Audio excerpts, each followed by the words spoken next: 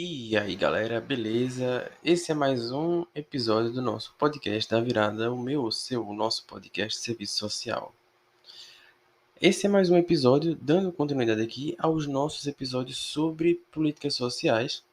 Nos últimos episódios, a gente discutiu um pouquinho sobre, só para relembrar, a história da política social de uma forma mais geral. O outro episódio, falamos um pouco sobre a história da política social e seu desenvolvimento histórico no Brasil. E no nosso terceiro episódio, um, um breve episódio falando um pouco sobre o conceito de seguridade social e suas implicações teóricas e históricas no Brasil. O episódio ficou bem legal, ouve lá também. E esses três episódios eles vieram de maneira a fazer um solo para que a gente venha discutir as políticas sociais de uma maneira mais restrita no Brasil, em seu tripé da seguridade social, política de saúde, de assistência e de previdência social. E para esse episódio, vou tentar aqui falar um pouco sobre a política de saúde no Brasil, trazendo um pouco do seu desenvolvimento histórico, né, em nosso território. Mas antes de iniciar, queria deixar uns recados. Né? Primeiro, ouçam o nosso podcast, ouçam nossos episódios antigos, tem a primeira temporada, a segunda temporada, que são bem legais, ouve lá, compartilha também esses episódios e segue a nossa página no Instagram. O Instagram, Podcast da Virada, procura lá. Sempre tem material indicando quando tem episódio novo e também materiais quase todas as quintas-feiras, né? Porque tem um processo de pesquisa e tal, mas às quintas-feiras aqueles posts com algumas definições que a gente utiliza aqui dentro do podcast e dentro do serviço social como um todo. E lembrando, essas definições não esgotam, né, o material em si. É só um meio de tentar trazer alguns conceitos que a gente utiliza dentro do serviço social para dar essa curiosidade, trazer um pouco de esclarecimento sobre esses termos e esses temas. Então, não é uma tentativa de esgotar o assunto, longe disso, é só uma tentativa de iniciar esse processo de entendimento sobre determinado assunto. Então, toda quinta-feira, lá no Instagram do podcast, tem essas indicações com esses materiais sobre as definições de alguns termos que a gente utiliza aqui dentro do serviço social e do podcast. Mas, enfim, fechando esses parênteses, vamos ao episódio em si. O direito à saúde no Brasil. Veja, a gente tem, né, estabelecido na Constituição Federal de 88, em seus artigos 196 a 200, que o direito à saúde ele é um direito de todos, né, e dever do Estado. E aí tem lá seus artigos falando sobre essa instituição, esse estabelecimento do direito à saúde no país. Mas nem sempre foi dessa forma. É importante compreender também a trajetória histórica dessa política para a gente compreender também as contradições, os limites e as possibilidades dessa política de saúde no Brasil. Vejam, antes, né, da configuração em si do processo de capitalismo no Brasil, a gente não poderia dizer que existia uma política de saúde pública. Então, até mais ou menos 1808, antes da vinda da família real para o Brasil, era meio que a Deus dará, né? Ficou doente, você se vira aí, se recupere, né? Se vire aí, se achar alguma pessoa que tem algum conhecimento sobre medicamentos, ela vai lá e lhe atende, que era muita figura do farmacêutico, do boticário, né?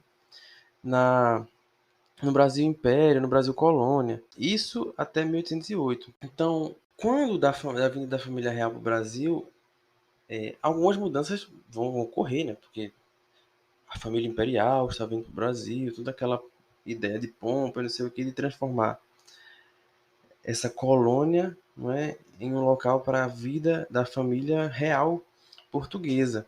Então, algumas medidas são voltadas para esse intuito. Então, vai ser iniciada algumas intervenções de caráter mais de controle sanitário mesmo, tipo algumas intervenções nos portos, nas cidades, a construção ali no Rio de Janeiro, em Salvador, que é o primeiro local onde a família real aporta, de transformação ali de saneamento básico, né, de controle sanitário, porque não sei se vocês lembram, mas pelo menos quando eu estava na época de colégio, eu lembro que a família real achava muito sujo, né?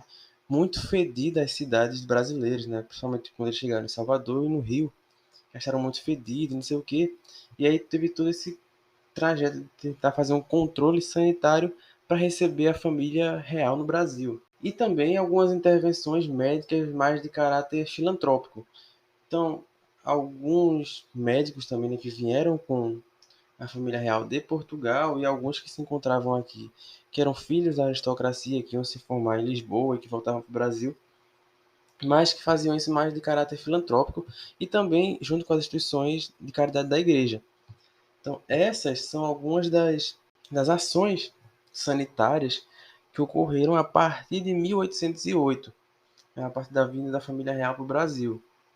Mais um pouco à frente, isso já em 1889, né, com a proclamação da República e essa virada para o século XIX, há algumas iniciativas a nível nacional, né, que vão ser baseadas e encampadas nas ideias sanitaristas dos médicos Oswaldo Cruz e Carlos Chagas, que são também ações nesse caráter de controle, né, de pragas e de doenças contagiosas, né?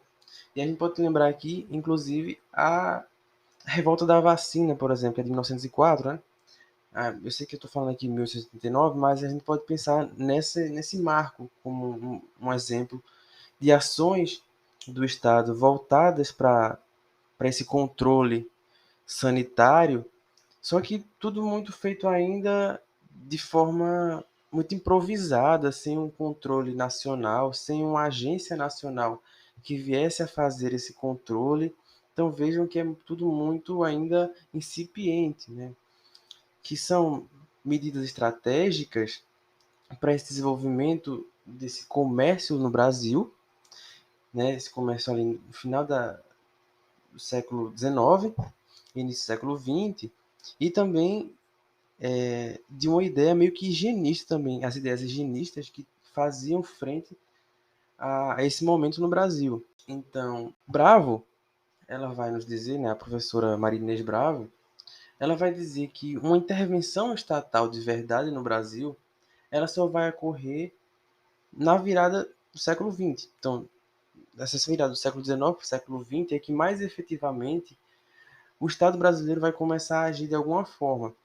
E aí a gente tem algumas formulações ainda no período ali do século XX, no início do século XX, nos anos entre 1900 e 1920, que vão nessa toada de elaborar um conjunto de ações a nível nacional de controle da política de saúde no Brasil.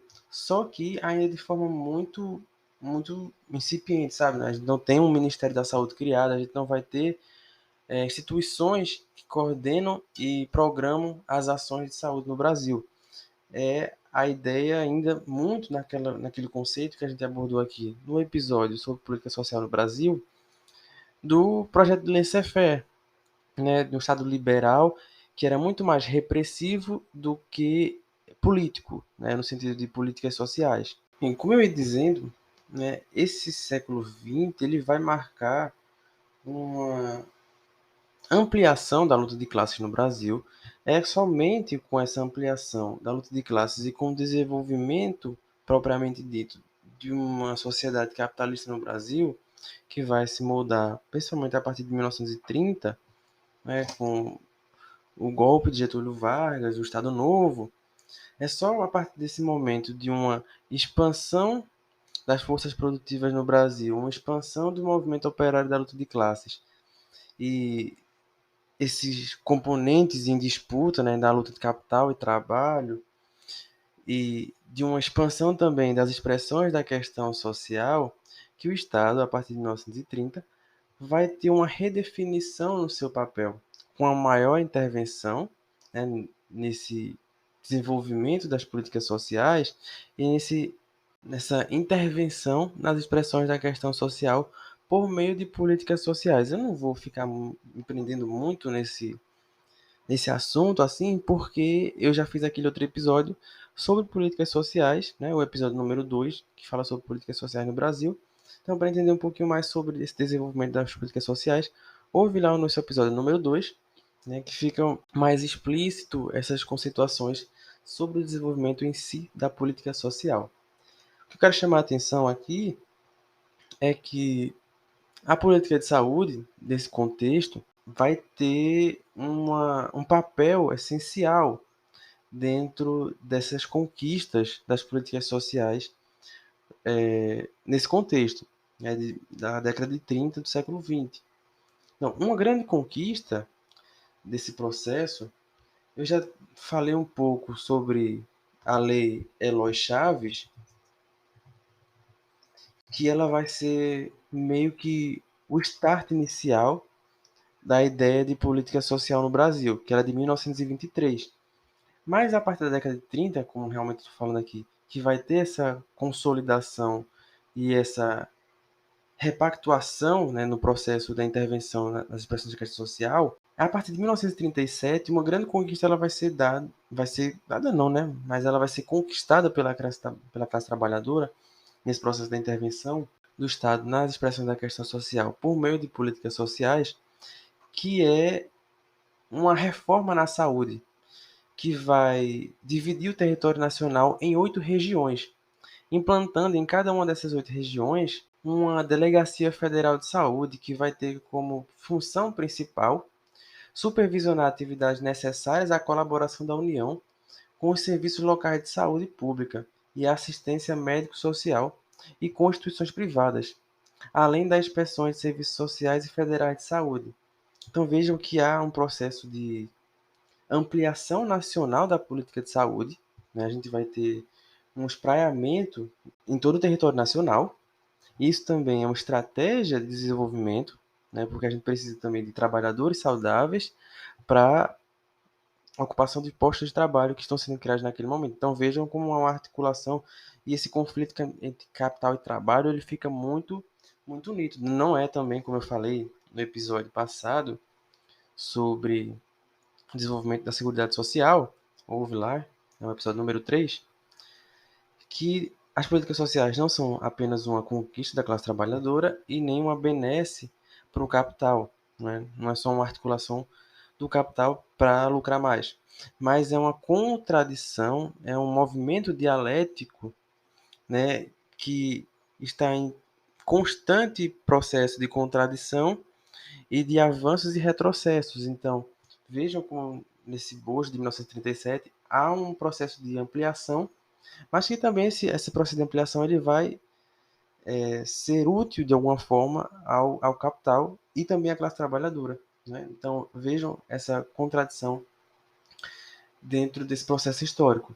Nesse mesmo ano, 1937, foram estabelecidas as Conferências Nacionais de Saúde, que contavam com a participação de delegados dos estados em um fórum nacional para discutir a saúde pública, e que, apesar de se configurar como um passo importante na construção de uma expansão do planejamento dessa política de saúde, a gente pode notar que vai ter uma ausência nesse processo aí de construção dessas conferências, que é a ausência da população, né, dos trabalhadores e suas representações dentro dessas conferências. E dentro dessas conferências vai ter ausência nas discussões e na ampliação de serviços para a classe trabalhadora, da sua presença ali, dando o seu pitaco, né, dando sua opinião e disputando esse espaço.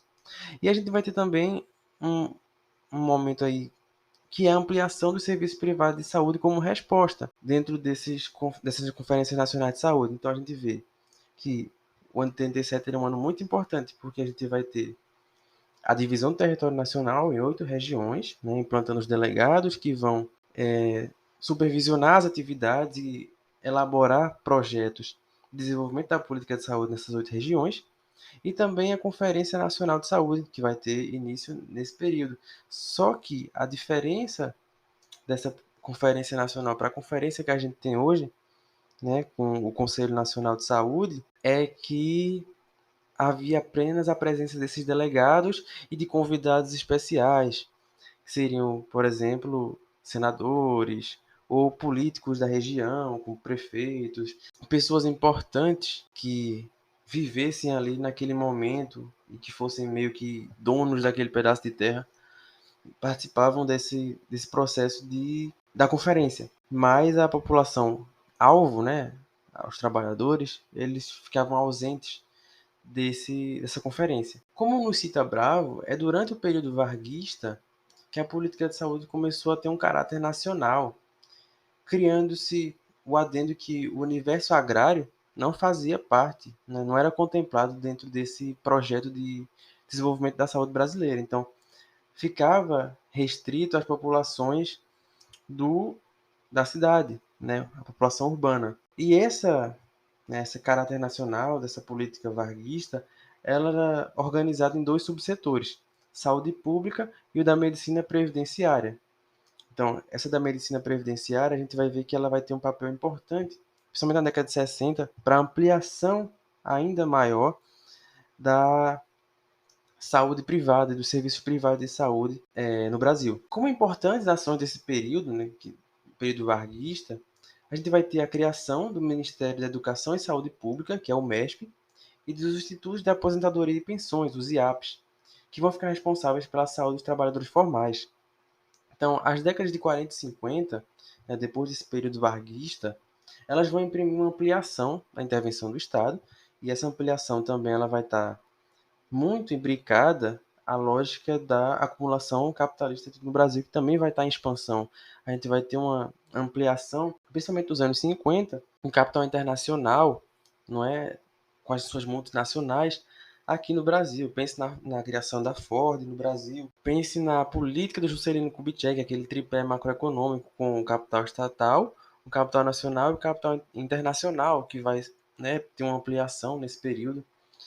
Pense na década de 40, final de 47, né, com o governo do General Dutra, que vai ter o plano salto, né, me perdoem a redundância, um salto nos processos de abrir espaço, né, de mão de obra e de infraestrutura, né, e esse plano constituía ali entre um processo de elementos que deveriam ter uma expansão com a ajuda do programa de Estado, que era a saúde, a alimentação, o transporte e energia, fazendo esse avanço estrutural, né, na sua infraestrutura, e entre eles incluída a saúde como um dos aspectos para essa expansão do capitalismo nacional e desse capitalismo de Estado, né, como muitas vezes é configurado. Então, essas décadas de 40 e 50, como eu vinha falando, elas vão imprimir essa ampliação da intervenção no Estado desse desenvolvimento industrial brasileiro e, com isso, uma maior participação estatal na política pública em comparação aos períodos anteriores. E vejam, há também, na década de 40 e 50, especialmente na década de 60, ao final da década de 50 e início da década de 60, uma ampliação dos movimentos operários, uma maior organização. Pensem na influência que o Partido Comunista Brasileiro, o PCB, criado em 1922, vai ter a ampliação dos sindicatos, sobretudo os sindicatos também ligados ao PCB, né? A gente vai ter a CTG, enfim, diversos processos de crescimento dos sindicatos, sobretudo os sindicatos não estatais, né? Que é aquela ideia do sindicato que não é pelego, que está ali ligado às estruturas do Estado varguista, e isso posteriormente aos outros governos que vão surgir, né, o de Dutra, de Juscelino, do próprio Getúlio Vargas de novo, antes do suicídio, mas a presença e a importante massificação das lutas operárias, as greves gerais que vão acontecer, enfim, as lutas por melhores condições de trabalho, tudo isso vai se incorporando nesse período e travando essa luta para uma maior intervenção também do Estado como resposta a essas expressões da questão social. Então, eu vou trazer uma citação aqui que eu acho ela bem importante, que é uma citação do Polignano, que fala assim, que em 1941 institui-se a reforma Barros-Barreto, em que se destacam as seguintes ações: instituição de órgãos normativos e supletivos destinados à assistência sanitária hospitalar, criação de órgãos executivos de ação contra as endemias mais importantes, a malária, a febre, a peste, fortalecimento do Instituto Oswaldo Cruz como referência nacional, descentralização das atividades normativas e executivas por 8 regiões sanitárias, aquilo que eu já tinha falado lá, que vai acontecer em 1937, mas a partir daqui de 1941 em diante, nessa década de 40 e 50, também vai ter uma expansão. Destaques aos programas de abastecimento de água e construção de esgotos no âmbito da saúde pública e atenção aos problemas das doenças degenerativas e mentais, com a criação de serviços especializados no âmbito nacional, né? Por exemplo, o Instituto Nacional de Câncer vai ser criado nessa época. Então vejam como há uma articulação e uma expansão desses projetos de expansão nacional, né? Essa expansão nacional da política de saúde em, em passo a essas características que eu falei também, dessa expansão da luta de classes, essa expansão do movimento operário, enfim. Há um momento aí de ebulição mesmo desse cenário nacional, né? Ao fim do Estado Novo, em 1945, o Brasil, durante a gestão do presidente Dutra, vai lançar aquele plano Salto, como eu relatei, em áreas estratégicas para esse planejamento expansionista do capitalismo no Brasil. Durante 1950, né, já vai dar também um salto, especificamente em 1953, já no segundo governo de Getúlio Vargas, que foi criado o Ministério da Saúde. Ele vai se desmembrar do Ministério da Educação. O Ministério da Educação vai tornar-se um ministério próprio e o Ministério da Saúde também. Contudo, mesmo com essa criação, não vai existir uma grande alteração nos mecanismos de trabalho do Ministério da Saúde, nem mesmo na assistência médica, grosso modo. O atendimento ainda vai ficar restrito às categorias formais de saúde e os parcos ou inexistentes atendimentos que são feitos ali à população informal, né, ou até mesmo à população do campo, vai ficar a cargo da filantropia, né, das instituições de caridade que faziam essa assistência aos mais pobres e àqueles que estavam fora do mercado formal de trabalho. Lembrem, quando eu falei lá no quem ouviu e quem não ouviu também, é, quando eu falei lá no episódio sobre política social no Brasil, é aquela ideia da cidadania regulada do Vanderlei Guilherme dos Santos, que ele vai falar que é uma regulação via trabalho formal pelo Estado, que vai fazer com que a saúde, por exemplo, só seja acessada por aqueles e aquelas que tenham um trabalho formal e seus dependentes, né, de carteira assinada, com sindicato reconhecido e com função reconhecida pelo Estado. Então vejam como essa ampliação ela também é dada de forma restrita, né? Mas enfim, vamos dar sequência. Ouvi lá o episódio sobre política social que também tem muita informação boa. A década de 60, né, fechando aqui a década de 50, que vai ter como esse marco a criação do Ministério da Saúde, a década de 60 ela vai marcar um momento também muito peculiar na história do Brasil. É como o professor José Paulo Neto diz, a gente vai ter um momento da consolidação do modo de produção capitalista em seu caráter monopolista, né? A gente vai ter a instauração da era do capitalismo monopolista no Brasil. E nesse instante, a gente vai ter uma série de contradições ali desse processo da luta de classes no Brasil, né? Quer ouvir um pouquinho mais sobre essa configuração? Eu não vou me estender muito nela aqui, porque eu já falei sobre ela no episódio. Vai lá no episódio Autocracia e Serviço Social, Autocracia Burguesa no Brasil e Serviço Social, que a gente tem todas as configurações aqui dessa década de 60, que são importantes, inclusive para compreender o processo da renovação do serviço social brasileiro. Olha lá. Então, é um episódio muito importante. Eu tentei trazer todos os aspectos que são apontados pelo professor José Paulo Neto no livro Ditadura e Serviço Social. É uma dica muito boa. Não é só porque foi eu que fiz, não, mas tá bem legal. Ouve lá. E ouve também os episódios que vêm depois, né? Sobre o serviço social na ditadura, sobre os processos da renovação do serviço social no Brasil e suas tendências. Então, ouve lá que ficou um episódio muito bom. Episódios muito bons, na verdade, né? Vou fazer meu jabá aqui. Mas voltando. E esse processo, no que vai se romper ali com o chamado período populista da história do Brasil, eu não gosto muito desse conceito, não, mas, né, ele tem seu uso, né? Então vamos caracterizar assim. Com a deflagração do golpe civil-militar de 64, né, a ditadura vai estabelecer a partir desse período e vai estabelecer uma política de modernização conservadora por meio de um Estado autoritário, como diz a professora Ana Elizabeth Mota. E durante esse período, a gente vai ter um misto, né, como eu falei inclusive no episódio passado sobre Seguridade Social, entre repressão e assistência, e que você vai ter vazão a um processo chamado de expansão seletiva da Seguridade Social. Também falei um pouco disso sobre esse conceito no episódio passado sobre a Seguridade Social. Nesse período entre 64 e 85, né, que é o período em que a ditadura vai vingar, a criação de políticas sociais, de programas sociais que vão visar atender os setores da população que ficam à margem do atendimento dado ao trabalhador industrial urbano. Contudo, essa ampliação, que vai ser chamada de ampliação restrita, ela vai ter como solução, né, a solução encontrada para esse atendimento a essa população foi a ampliação de cobertura de alguns programas sociais que tiveram como característica a diferenciação dos serviços em função da clientela atendida. Então, vejam, havia, e inclusive eu falei disso um pouco no outro episódio. Então, ficava meio que a impressão de duas populações. Então, uma trabalhadora formal que tinha direito à medicina previdenciária, lembra dela que eu falei há pouco atrás no episódio?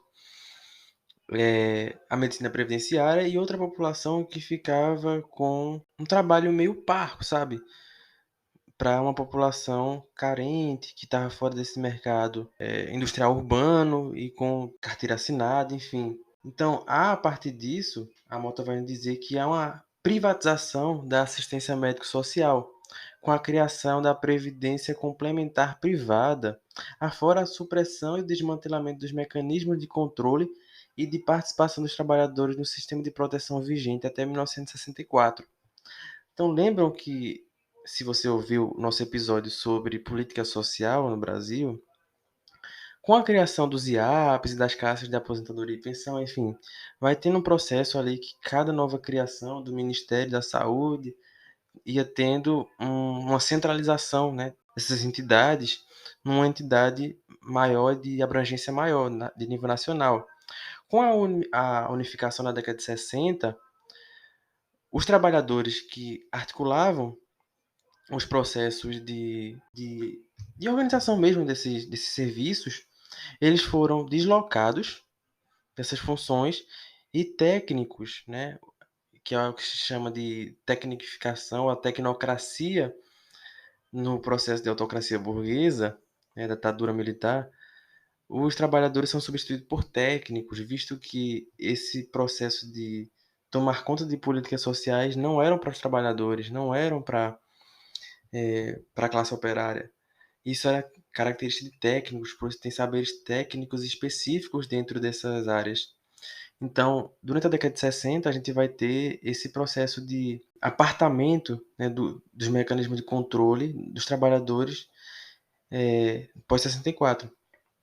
Então, a política de saúde, nesse período, ela vai abrir as portas para o setor privado, uma vez mais ampliando a diferenciação entre o público atendido, com a prevalência da participação do subsetor da saúde previdenciária, comandada pelo setor privado, como nos lembra a Maria Inês Bravo no livro dela. Os finais dos anos 70 e o início dos anos 80, elas vão marcar esse colapso econômico, né, sobre esse milagre da ditadura, que de milagre a gente sabe que não tem nada. Analisei um pouco disso também lá no episódio anterior, ouvi lá, que está bem legal, bem descritivo.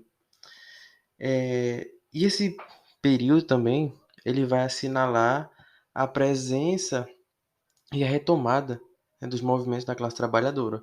Porque lembre, durante um período grande da ditadura, né, principalmente pós 68, houve uma repressão muito grande aos movimentos, né, de esquerda e dos sindicatos. Então ficou aquele processo da ilegalidade de muitos partidos, como por exemplo o PCB ficou na ilegalidade, que na verdade o PCB ficou muito tempo na ilegalidade na história do Brasil, tanto no governo Vargas, depois sobre a ditadura, enfim, em diversos momentos o PCB foi perseguido.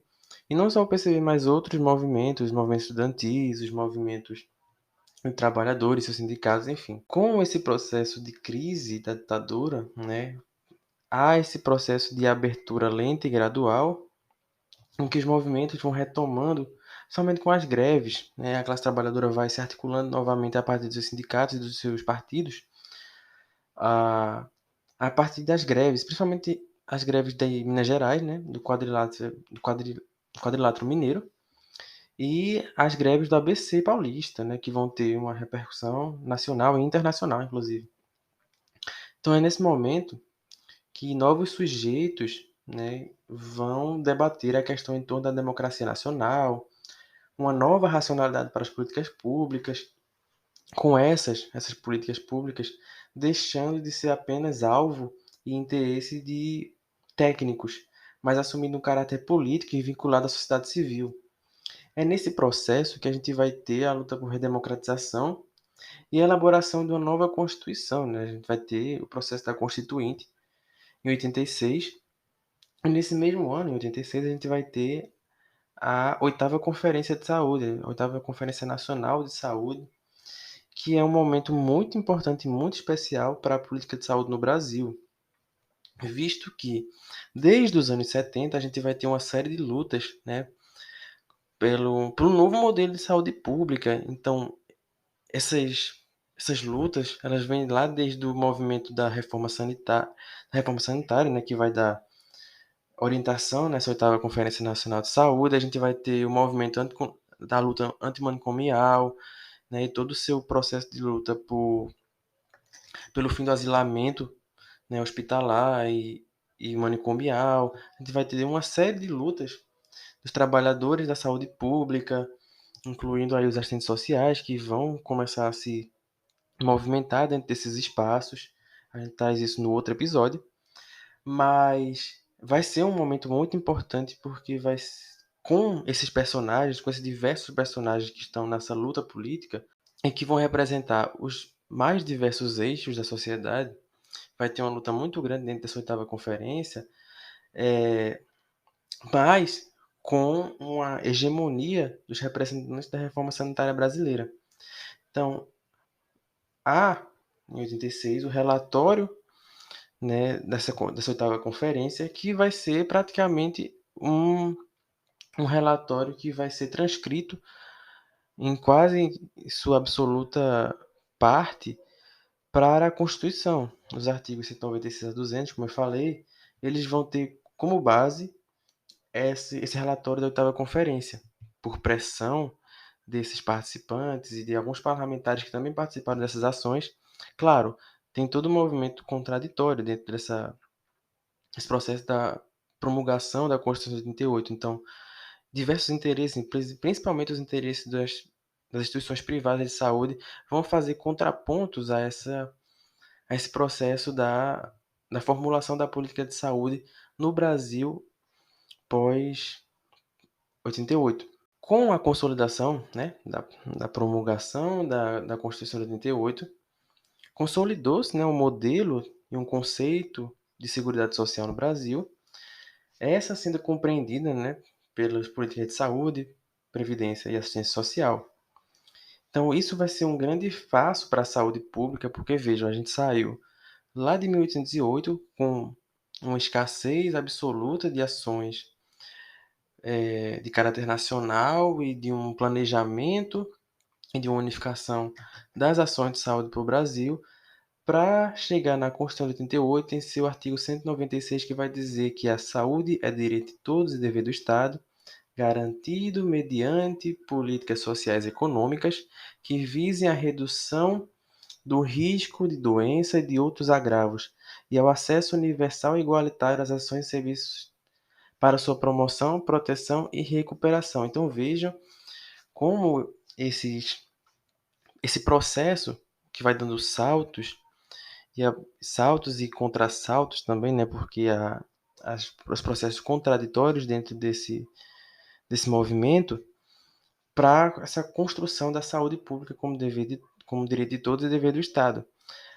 E uma característica muito importante, né? Todo mundo deve saber, que é a caracterização dos determinantes sociais de saúde.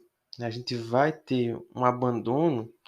Claro, esse abandono ele não significa que a concepção, as outras concepções de saúde foram abandonadas e estamos aqui, paraíso na Terra. Não.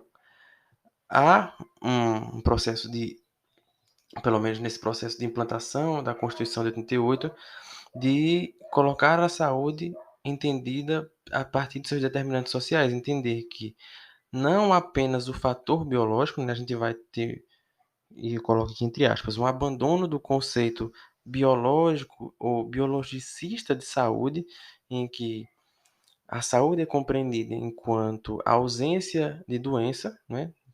É só isso, mas entendendo que as diversas frações da vida social, ou seja, o trabalho, a renda, a moradia, o lazer, a educação, o meio ambiente, né, a alimentação, todos esses processos eles vão compor aquilo que se conhece e se concebe como saúde. Então, para ter uma boa saúde, não adianta só não estar doente, mas ter um bom acesso a lazer, ter uma rede de esgoto que funcione, ter um trabalho que não lhe explore até você ficar exausto e morto e ter diversas complicações por conta do seu trabalho.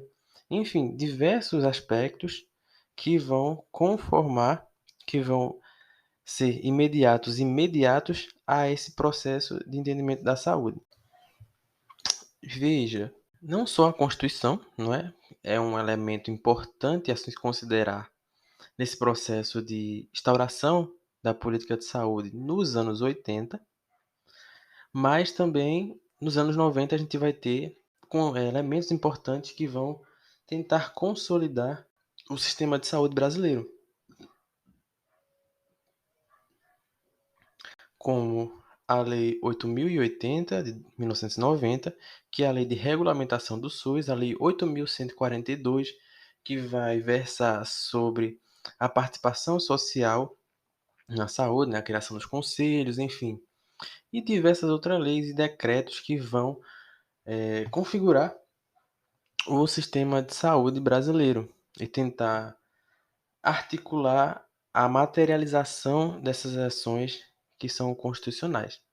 Contudo, todavia, entretanto, a gente sabe que a realidade ela não é linear e maravilhosa, tudo do jeito que a gente quer. Há esse processo de construção de um processo de seguridade social no Brasil, com a Constituição de 88, mas ao mesmo tempo, não é? Sempre tem um mais. No entretanto, com os anos 90, e a gente já tratei um pouco sobre essa contextualização das crises e de como essa crise é caracterizada no capitalismo. Houve lá o episódio passado, para a gente entender um pouquinho melhor sobre a característica dessa crise dos anos 80 e dos anos 90 no Brasil e no mundo também. No episódio passado a gente fala um pouco sobre isso. Mas a partir dessa crise da década de 90, um elemento vai entrar com muita força no Brasil, como resposta à crise do capital no Brasil, que é o elemento do neoliberalismo e suas reformas, ou melhor dizendo, contra-reforma. Inclusive, para ouvir um pouquinho sobre o conceito de reforma e contra-reforma, houve o nosso episódio passado que também a gente fala um pouco sobre isso. Mas enfim, com as eleições dos anos 90, a gente vai ter uma disputa entre modelos distintos, né? Um encarnado ali na figura do presidente Lula, que vai concorrer às eleições de 89, e a do Fernando Collor de Mello, que vai fazer essa disputa em 89 com a eleição do Collor.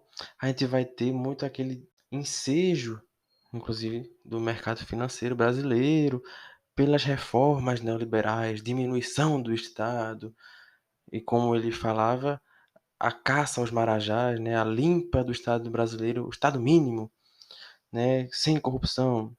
Vejam a falácia desde os anos 90, né? E tem gente que ainda caiu nessa.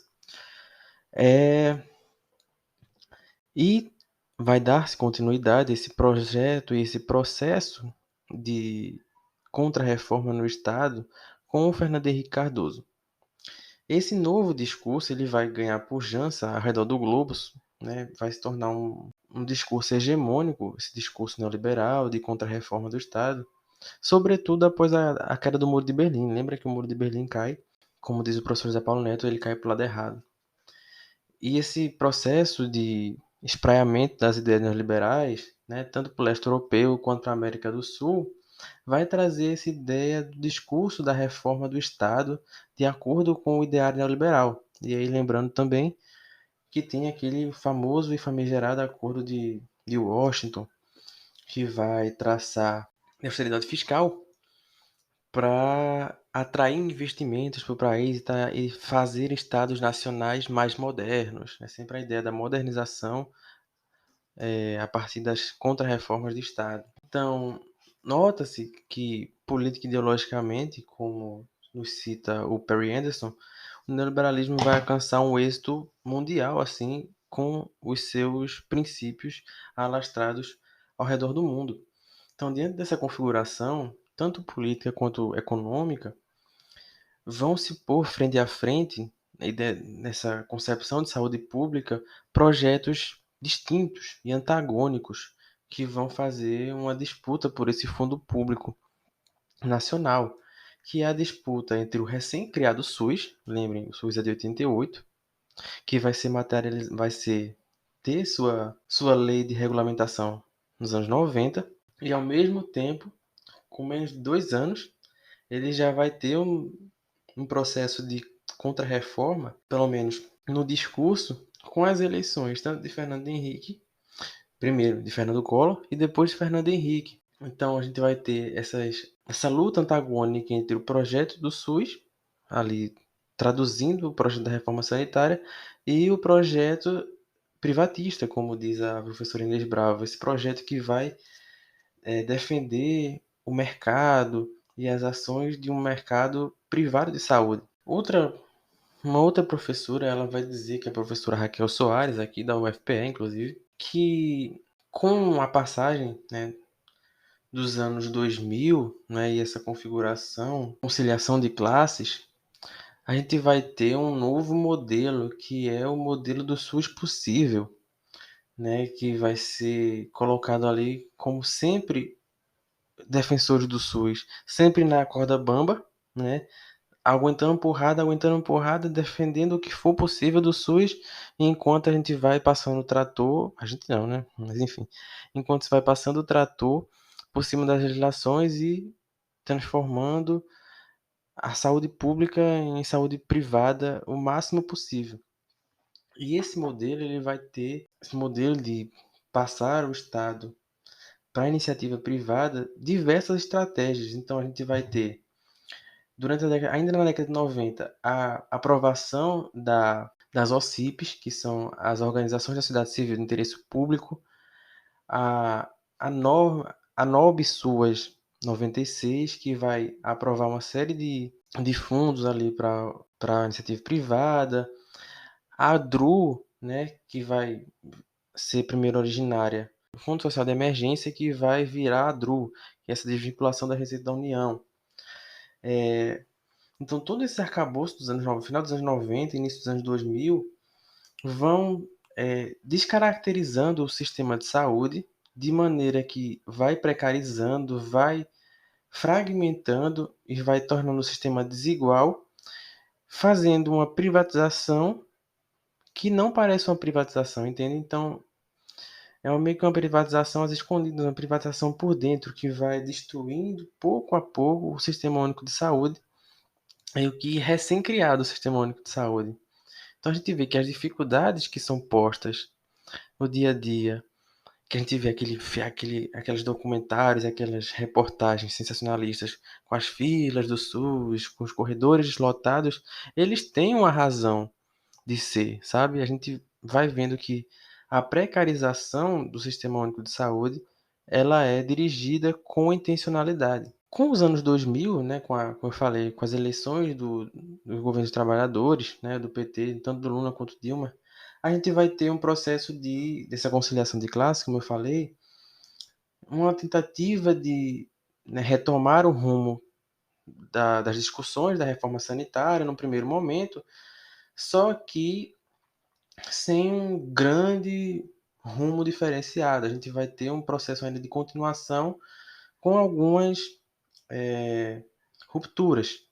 Como, por exemplo, o Ministério da Saúde ele vai participar de reuniões com representantes da reforma sanitária, vai lançar documentos que vão reforçar a importância da reforma sanitária, a antecipação da 12ª Conferência Nacional de Saúde, que vão discutir diretrizes, né, sobre o financiamento da saúde, enfim, mas alguns rompimentos não foram feitos, como, por exemplo, o subfinanciamento da saúde continuou com a DRU, né, que são esses desvios das receitas da União para pagamento da dívida, a criação da EBSER em 2011, que é uma empresa brasileira de serviços hospitalares, que vai implantar nos hospitais universitários e a ampliação para outros hospitais de um modelo de gestão baseado na iniciativa privada. Então, a gestão privada dentro de um ambiente público. Então,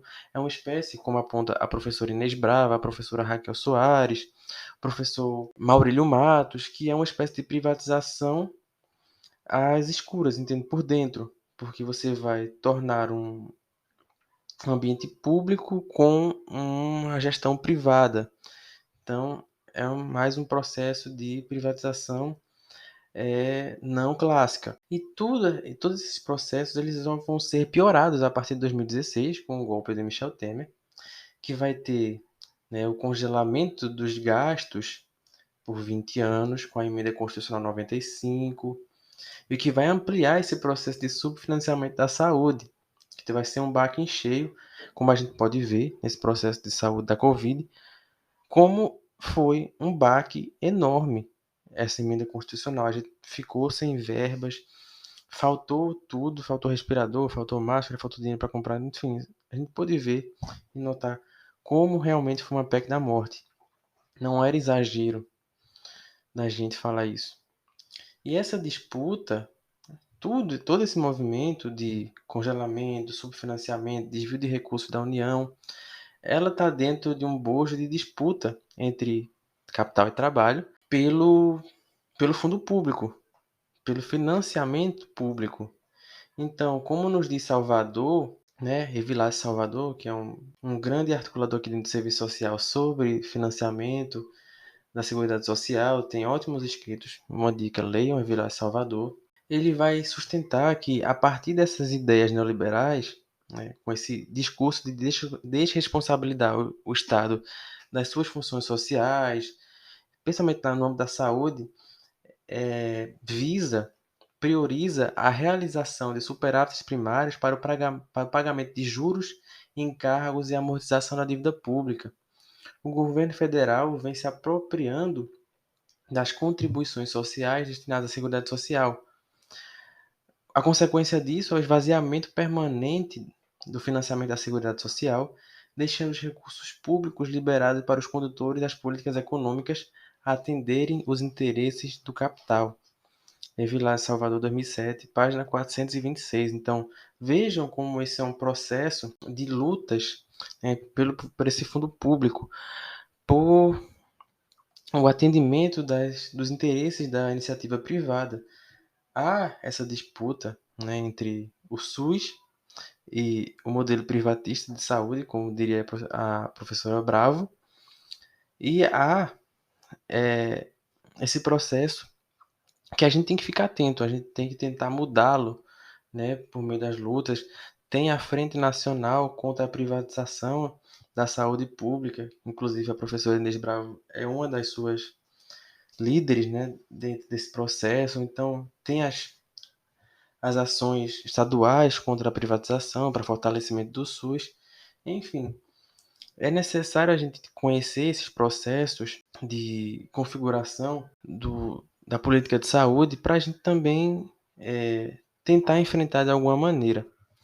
Eu não vou caracterizar muito o processo da atualidade, porque isso vai ficar para um episódio mais à frente sobre o serviço social e a política de saúde. Mas eu espero que vocês tenham gostado, né? A gente vai encerrando por aqui hoje. Espero que vocês tenham gostado desse episódio. tentei trazer aqui elementos que nos ajudem a compreender um pouco do trânsito, né, dessa configuração da saúde pública no Brasil, né, tentando trazer aspectos históricos e de uma maneira leve e interessante aqui, sem muito arrudeio, sobre a configuração da política de saúde no Brasil. Espero que gostem. Fica a dica aí, né? Ouçam nossos outros episódios, sigam nossas redes sociais, sigam lá no nosso Instagram, ouçam os episódios do podcast, compartilhem e em breve estaremos de volta com mais episódios sobre a política social no Brasil e sobre o serviço social. Nos vemos em breve. Abraço, até a próxima.